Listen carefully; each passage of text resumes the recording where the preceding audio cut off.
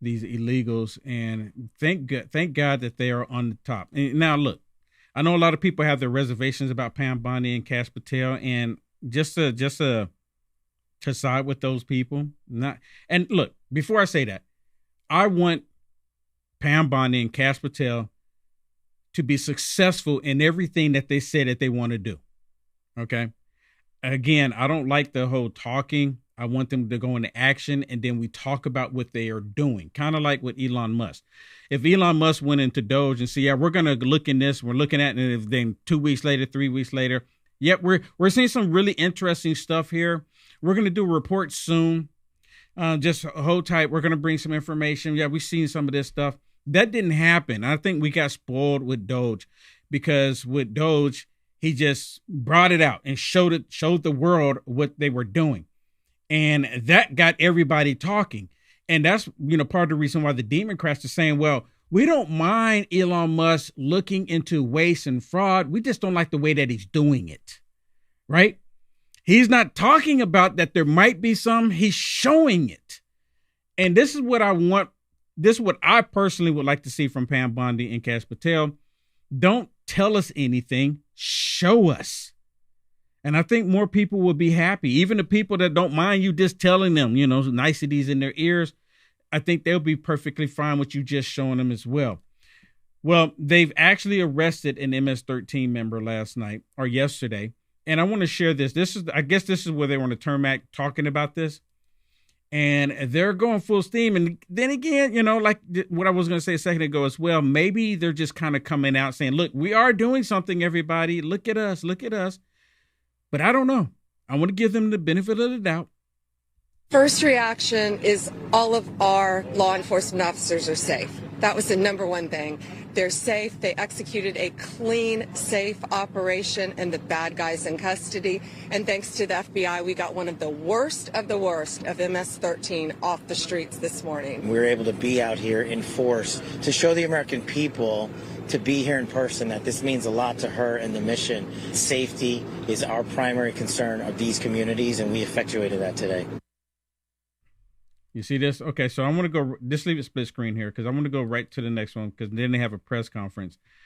And this is the reason why I believe that some of those on the left, they have a problem with them arresting the MS-13 members.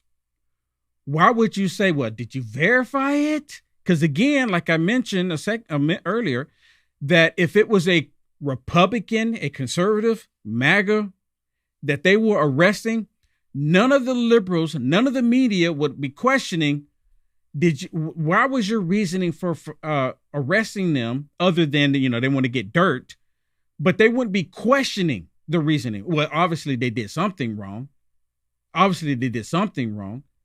We have been out since about 4:30 this morning.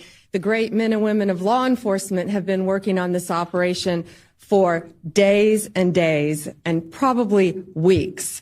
Early this morning, one of the top leaders of MS-13 was apprehended. He was the leader for the East Coast, one of the top 3 in the entire country, right here in Virginia, living half an hour outside of Washington, D.C. He is an illegal alien from El Salvador, and he will not be living in our country much longer. He's in custody this morning. One of the top leaders right here near our nation's capital. I just cannot thank Governor Youngkin enough for his leadership in this effort. This has been a joint effort with state and local agencies. FBI Director Patel, thank you so much. Yes, thank you so much. I mean, again, now it almost kind of looks like a photo op. I think. Oh, it is a photo op. Yeah, it is a photo op. I mean, they're all there, standing there. It is a photo op. But you know what? Honestly, this is what we kind of wanted. We wanted them to come out and let us know what they're doing. We wanted transparency. And like you were saying the past couple of days, is you want to know what they're doing. Well, they're letting us know that they are working. They are doing something. They are trying to take dangerous people off of the streets. It's getting back to them that they've been there how long? Maybe, just maybe, they need to get some, a Doge representative to come over there and tell them how to do it. But you know what? For some reason, I don't know what it is, but when Bondi talks, I get turned off. I don't know what it is, but I don't think she's the one that should be. She needs like a press secretary. You think so? I just don't get warm fuzzies when she talks. I don't know. I think, you know what? Maybe it's not her thing, which I can understand that too. I think, right? I think a lot of it has to do because of what happened with the Epstein files. Well, even before then, she talks the same way. Yeah. I mean, she seems like a lot of she's people not comfortable in front of the camera, which I started to gain slight different opinion about her after the Epstein files. Because she kept saying, "Oh yeah, these are really damaging. You'll see, there's some information in here," and it was the same information that was released before, as if she didn't know that. I mean, her being in her position, she should have known that. And you know what? None of the Demoncrats had an issue with it. None of them complained about what she did. It was conservatives because she only fed us the same thing we've already known.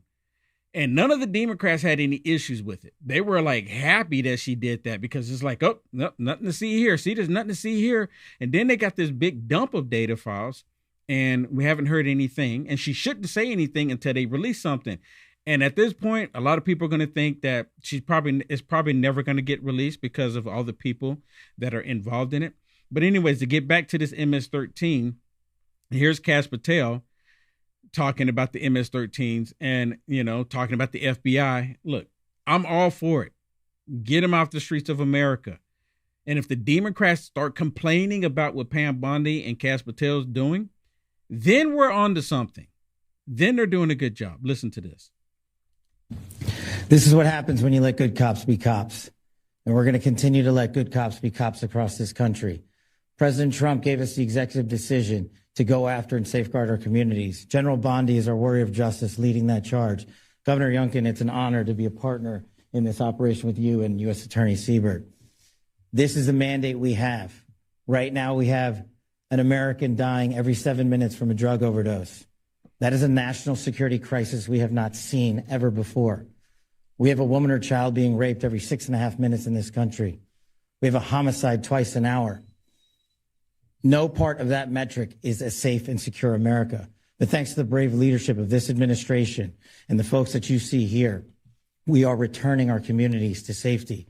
As you heard, we took down this morning a top leader of MS-13. That is not done easily. That is done with brilliant law enforcement. Yes, it's not done easily. Well, I think I would agree. And now then they start taking on some questions. And I think most of the questions were directed towards Pam Bondi. But there's one that I'm going to get to here in just a minute. And I want y'all to make sure you pay attention to the way the press is asking the question. Because they're more concerned. And the only reason why they're coming out acting like they're concerned, they're not concerned for the American people, of course. They're concerned about this MS-13 member. And the reason why they're saying what they're saying is because President Trump deported what I think was around 200 people that were hardcore criminals. And then, of course, they ran to a liberal judge, and all of the liberals in the mainstream media, they're all screaming right now saying that President Trump purposely defied a court order. Now, picture this. President Trump, his team, they gathered all of these hardcore criminals off the streets of America, took them to a facility in Texas, put them on airplanes in Texas, flew them out of the country. And of course, to my understanding, the report has been that the ACLU got wind of it. The ACLU went to this New York judge, and they got the New York judge to orally say that you need to bring them back. And I just want to say this. And wait a minute, let me finish. Orally say you got to bring them back. Now, mind you, President Trump, they've already taken these hardcore criminals, and of course, they knew that they were criminals. And just because you were a gang member or let's say you're a gang member and you don't have a criminal record, doesn't mean that you're not a gang member. They just haven't caught you to give you a criminal record yet. So with that said, they were already outside the country. And they told the judge that, well, they're already outside the country. And the judge says, I don't care. You need to make the planes turn around and come back. Well, they were already in the Venezuela airspace, to my understanding. And the Venezuela president said, nope. Go ahead and bring them on here. Go ahead and bring them in. And say, basically, now President Trump gave the order. We're not going to get involved. Bring them here. That made them even angrier.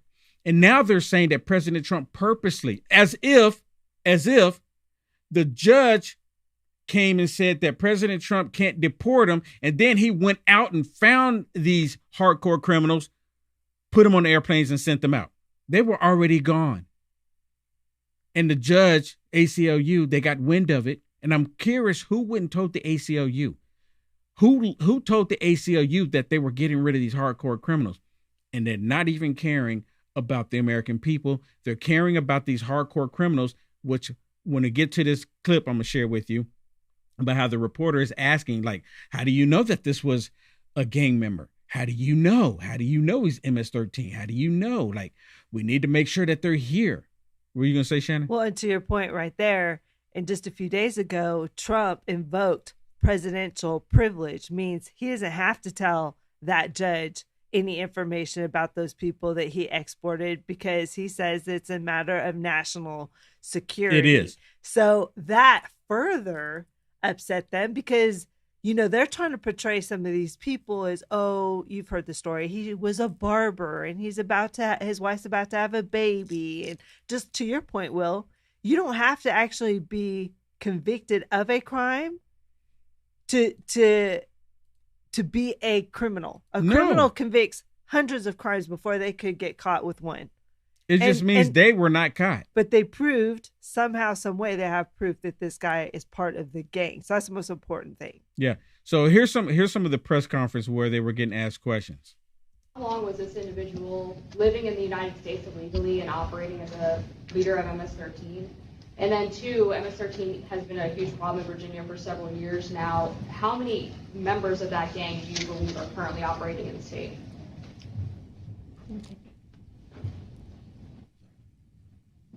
The bottom line is for far too long. And because of operational security, we won't get into too many of the details about this individual. But if you're here for a minute, a day, a month, or a year, you've been here far too long. And General Bondi has made it a priority at this FBI that we manhunt every single person committing an act of violent crime. And it should speak volumes that the leader for the entire East Coast was living right here in Virginia, right among us. Question?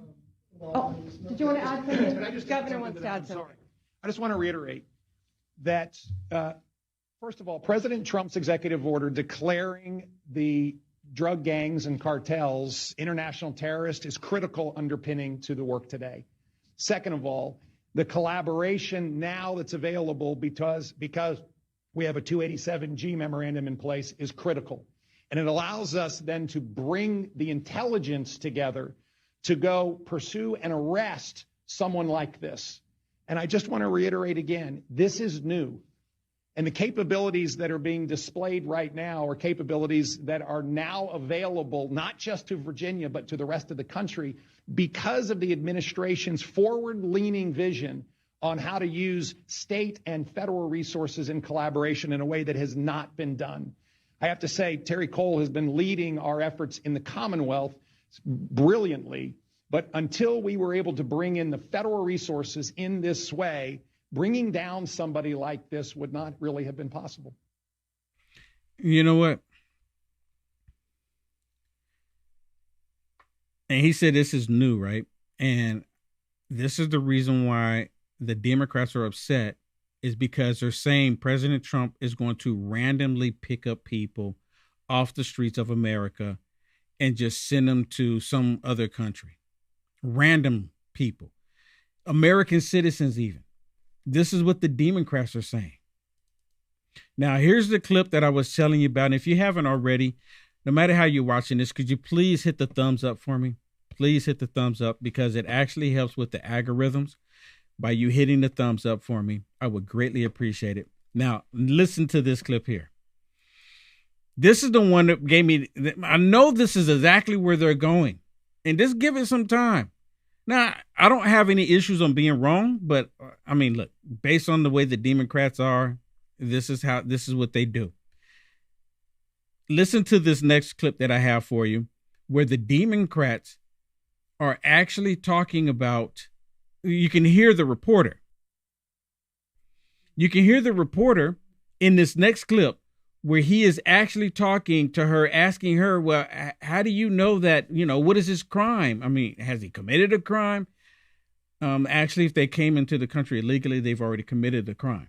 I mean, it's on the book as a crime. It really is. But the left, they don't see it that way because they want these people here.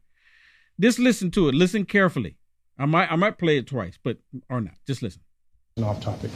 Can someone speak? Of course you have to go off topic.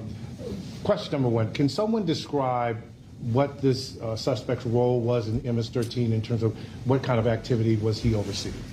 You see right there, right? And the reason why they want to ask that question, the way I'm seeing this is that, well, how do you know that this is an actual MS-13 member? And they're fighting for these hardcore criminals that President Trump sent out. They don't want them to send any more out. They want them here. They like the criminal element here in America. All we're saying now, for certain reasons, we're not identifying him by name. He was one of the top members, top 3 in the entire country, head of the East Coast, one of the 3 leaders, and I will say very violent crimes. Anything you can associate with MS-13, he was the leader over it. All of the violent crimes. So he's very dangerous. He should not have been in this country. He's from El Salvador, and he was recruited at a very early age, and it rose to the leadership. And you have to be bad, you have to be tough to get there. But he is no longer tough because he is behind bars. The off-topic question: in terms of the signals chat controversy that's going on, okay? And I'm gonna go ahead and play this one too, because of course, the signal chat is a nothing burger. I'm pretty sure everyone has seen those chat messages now. There's nothing in there. I'm like, oh my goodness, they actually relate this information and that information. Now, is this a stain? Of course it is. Should it have happened? No, it should have never happened. And one thing that no one has brought up, and I'm sitting there thinking about this all day yesterday, is that there was an enemy among the MISC. Did I say that right? There was an enemy among the MISC. In that chat group with Pete Hegseth and the other people in there, Tulsi Gabbard, they had an enemy to the American people join the chat. That's the way I see it. Because the dude that joined the chat, he hates Trump. He's a total liar. So he was an enemy of the U.S. military and an enemy of the American people. But no one wants to say it that way. But the left, they go, oh my goodness, he's an American hero. Yeah. Demoncrats, they're not our fellow Americans either. But listen, he's going to bring up about the signal chat. In terms of the signals chat controversy that's going on, is DOJ involved at this point? If so, why? If not, why not? Well, first, it was sensitive information, not classified, and inadvertently released. And what we should be talking about is it was a very successful mission. Our world is now safer because of that mission. We're not going to comment any further on that. If you want to talk about classified information, talk about what was at Hillary Clinton's home that she was trying to bleach a bit. Talk about the classified documents in Joe Biden's garage that Hunter Biden had access to. This was not classified information. And we are very pleased with the results of that operation and that the entire world is safer because of it. Thank you all. You know what? And that's the interesting thing is about all of this is that the Demoncrats, they don't want to talk about how successful the mission was, right? And they don't even want to talk about how unsuccessful Afghanistan was. And then they turn around and say, oh, Afghanistan went off without a hitch. Afghanistan was perfect. That's what the Demoncrats say. They say that all day long. It was perfect. There was nothing wrong with that. With Afghanistan, the operation was a total failure. We had 13 Americans lose their lives because of what Joe Biden and the Democrats did. 13 people. And then Joe Biden didn't even want to say their names. Remember, Joe Biden was on the tarmac. He was looking at his watch like, I got somewhere else to be. You remember? But in this case, there's no highly classified information, no top secret information like Hillary Clinton. And she purposely set up the server to hide information and then deleted 30,000 emails. And it was probably more than that, if you really think about it. It was probably more than 30,000, but we'll never know because they wiped the server clean. And they don't want us, and they wiped the server clean. And then they're trying to act like, well, that was not a big deal. That's not a big deal. Well, I want to play one from this liar, Adam Schiff. And again, what I said earlier, Adam Schiff is low-hanging fruit. All of the lies that he did, he actually pushed the whole collusion, delusion, all of that. Listen to what Adam Schiff says here during the committee. And of course, his whole objective, just like all the Demoncrats right now, signal. Like, oh my goodness, this is something that we can get them on. They're making a molehill to be a mountain. And it's not even a mountain. It's just a little molehill. Say a top missile operative and the location of the girlfriend's building, those kind of specific details discussed on a commercial app could jeopardize that operation if it became public. Yeah. Isn't that true? It depends on the circumstances. And well, I just gave you the and that's why I'm not going to answer a hypothetical question. Well, I'm not. It's not hypothetical. I wish to hell it were hypothetical. Now, what he's talking about, it is hypothetical. To give you a little more context here, Adam Schiff was saying that they actually put locations in there, coordinates in there, the person in there, the exact location of the person. Again, he's nothing but a liar. He's lying 100%. For everyone who's read the text, you know that there was no locations in there, no coordinates in there. None of that information was in there.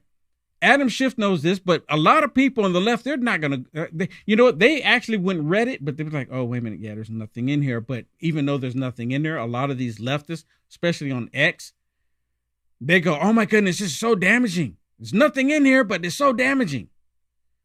This just happened.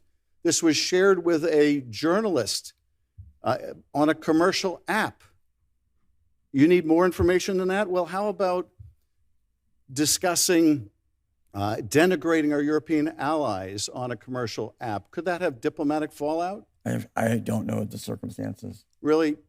So the vice president's conversations on this app, others joining in and disparaging Europe, this is completely new information to you. You're unaware. You can't comment on whether that could interfere with our relationship with our closest allies? No, I heard of the incident. I just at this point hadn't had time to look at it closely. I'm a lawyer, sir, and before I make decisions and form opinions, I need to look at the facts carefully. Yeah. Oh, that's something Adam Schiff could learn from. But see, Adam Schiff, just like he did the parody, and see, he's doing the same thing now. Remember, he did the parody talking about the transcript with President Trump with Zelensky over in Ukraine. I was doing a parody. He's still doing a parody. He's doing a parody about what he believes that was in the text messages. Like he still hadn't even read it. Like we haven't read it. He's blatantly lying. Straight up lying. Well, before we go, let me share this one with you. Have you seen this one, Shannon? Yeah. Oh, this is so explosive. This is so good. Yeah, you know, I like how she brings on the Secretary of Veterans and tries to talk about a chat. The Signal app. And he's like, I'm here to talk about veterans. Yeah, the Signal app. I guarantee that's the premise that they brought him on, saying we're going to talk about veterans. Because they're trying to make a molehill out of to be a mountain. Yep. That's all that they're doing. It has to be on the 24-hour, 7-day-a-week. Yep.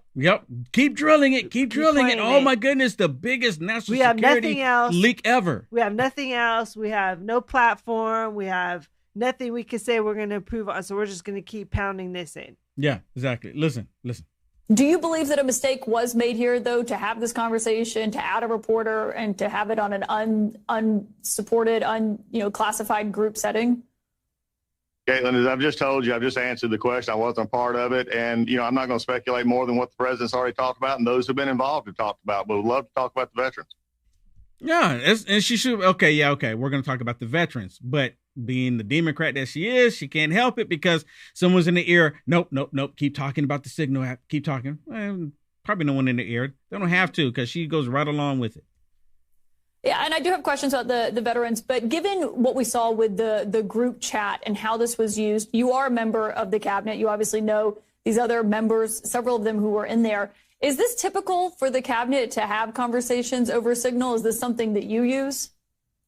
Well, Caitlin, since you undoubtedly do not want to talk about the VA, I have a question as VA Secretary. As Cabinet, I want to ask you, because I've been curious about this, because my job is to take care of veterans, and I would like to know why CNN is hostile to veterans, especially one in Florida, where you just had a $5 million defamation suit taking offense at a veteran who was trying to help people. In fact, one of your employees actually said, we're going to nail him. I have a question for you, Caitlin. Is that employee still employed? Are you really concerned about veterans? So if we don't want to talk about veterans now, you want to talk about everything else, I'd like to hear from CNN as the Veteran Cabinet Secretary why CNN seems to have a problem with veterans. You think she heard anything he just said? Yeah, they're telling her in her ear, switch it back to Signal. Switch it back to Signal. Yeah, do you think she heard anything he just said? I mean, my goodness, I didn't even know that a CNN employee was threatening veterans.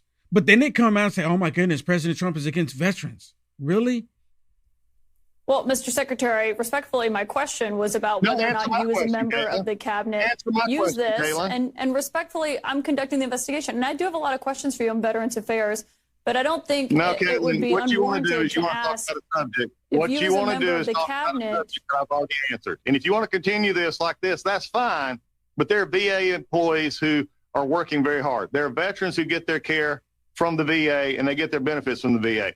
And it does me no good to speculate on something that I've already asked and answered. So I've asked and answered your question. Why don't you answer mine? Are you still is this person still employed who said they were going to nail one of my veterans? Wow. Who you had to do a $5 million award from a jury because of defamation, and then you settled the case. Answer my question. Wow. Respectfully, sir, I'm asking the questions here, and I have no involvement in what you're referencing there. But if you don't want to answer the question about whether or not... I mean, you know, it's like this all the time with them. It's like this all the time, and they don't want to actually talk about, you know, actual substance. They want to talk about the agenda to get Trump. And see, that's all this is about. Get Trump, destroy his cabinet, remove everyone in there, and replace him with radical leftists. How many more ways, how many more times are you going to talk about the same thing? There's nothing been revealed that's new now. It's really a dead story, to be honest with you. It really is. But they're going to keep playing it because they think they got something. They got something, they right? Think they want to get the perception that they have something. I think that if you poll the American people at this point on this story, they'll say, okay, move on. I know. Well, if they poll you, most definitely. And, you know, I hate to say this, when the liberal media get their hands on something, that actually becomes the news cycle. That becomes the talk. I don't know why it's like that. Unless President Trump puts something out there, then of course, then they'll talk about President Trump. President Trump can control the news cycle. But when they get stuck on something, they get stuck on it. But you know what? We need more people like him. See, the Republican Party, because of President Trump, making it the MAGA Republican Party, finally have a backbone. Listen to Marjorie Taylor Greene as she's taking questions. And then I think it's the lady from the UK, if I'm not mistaken, wanting to ask Marjorie Taylor Greene a question. And Marjorie Taylor Greene hits back. Watch this. This is so good. If we can split screen it, it'd be great. Watch this. Yep. Anybody else? Should the defense secretary? What country are you? Wait, what country are you from? The UK. Okay, we don't give a crap about your opinion and your reporting. Why don't you go back to your country where you have a major migrant problem? Okay, and no. You should care about your own borders. Do you care about American lives? No. Let me tell you something. Do you care about people from your country? What about all the women that are raped by migrants? Do you care no, about by migrants? No, do you care? Okay, you're done. Do you care about American lives being put at risk? You know what? I don't care. Service members fighting for your country. I don't care about your fake news. Do you have a relevant question? She said, I don't care about your fake news. And my question is why are they allowing her to get that close to her anyways, and everybody else is at a distance? Thing. You know, I mean, she's really close. She's being pretty hostile towards Marjorie Taylor Greene. Yeah, she really is. And she's not even from this country. Not even from this country, which proves my point, what I've been saying, that these Demoncrats or in this case, liberalism, is a worldwide thing. She's more concerned about Republicans in the United States of America putting an end to all the corruption and the crime, and she's not even concerned about the corruption and the crime in her own country. You can't make it up. Can't make it up. Okay, everybody, that's it for me. Hey, tomorrow's Friday. I'm going to open up the phone lines. I'm going to open up the phone lines tomorrow so you can give me a call. Tell me what you think. Don't forget, go to my website, uniteamericafirst.com. Sign up for the free newsletter. Sign up for the free newsletter, everyone. Don't play that one. Don't play that one. Sign up for the free newsletter, everyone. God bless you.